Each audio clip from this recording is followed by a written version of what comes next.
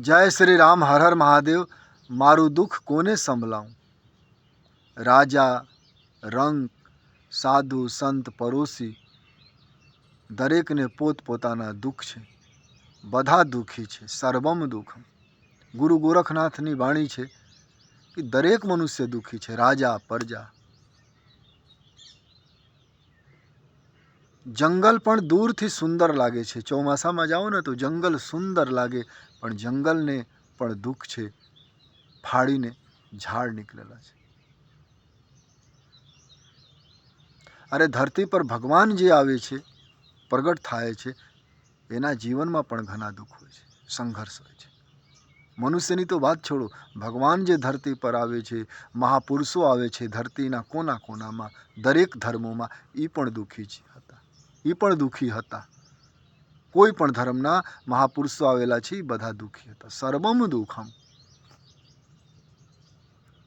દુઃખથી બચવા માટે એક ઉપાય છે, સોચ બદલો, થિંકિંગ બદલો, થોટ બદલો. દુઃખ ન કહો. દુઃખ કોઈ સાંભળે નહીં, સાંભળે તો કાનમાં ઉંગલી કરે. દુઃખ ન કહો. સોચ બદલો. ભગવાન મને જે આપેલા છે બરોબર છે, પરફેક્ટ છે. હું કર્મ કરીશ, પણ ભગવાનની મરજી આપે. સંતોષી મનુષ્ય સુખી છે જગતમાં. સંતોષ, આનંદ મારો. ભગવાન જે આપેલા સુખ રહો અને સુખ બાંટવાનો પ્રયત્ન કરો. ભલે ધન ન આપો, દોલત ન આપો, મધુર વચન બોલો, આંખોમાં કરુણા રાખો, સત્ય વાણી બોલો, ક્રોધમાં ન રહો, ઈર્ષ્યા ન કરો. દરેક મનુષ્ય સોચી લેવે ને કે મારે ક્રોધ નથી કરવાનો, ઈર્ષ્યા નથી કરવાનું, કોઈ સાથે ગલત કામ નથી કરવાનું, તો લોકો દુઃખી થઈ જાય. પૈસા ન હોય તો ચાલે, પણ કોઈ મનુષ્ય હેરાન કરે તો ન ચાલે. દરેક મનુષ્ય શું છે, મારે દુઃખ કોઈને કહેવાનું નથી અને લોકોને આનંદ કરાવવાનું છે, લોકોને સુખ આપવાનું છે.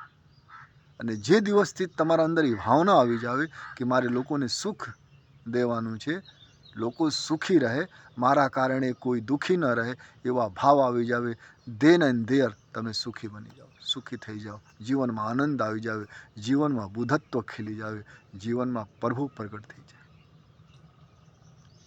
તપ કરવાથી ગેરંટી નથી પ્રભુ પ્રગટ થાય કે ન થાય. દાન આપવાથી ગેરંટી નથી, પણ મનમાં એવા ભાવ આવી જાવે કે મારે કોઈને દુઃખ નથી આપવાનું, તત્ક્ષણ શરીરમાં આનંદ આવી જાવે. આનંદ એટલે પ્રભુ.